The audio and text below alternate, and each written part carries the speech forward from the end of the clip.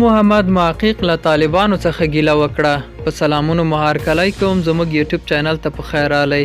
که غواړئ په بشپړه توګه معلومات ترلاسه کړئ نو ویډیو را سره تر پای وګورئ. محقق له طالبانو ځکه ګیله کړې ده چې طالبانو په هرات ولایت کې یو شیعه هیوادوال د ښار په منځ کې په داسې حال کې تاواوه چې دوی یې په خوله کې څپلۍ ورکړې وه.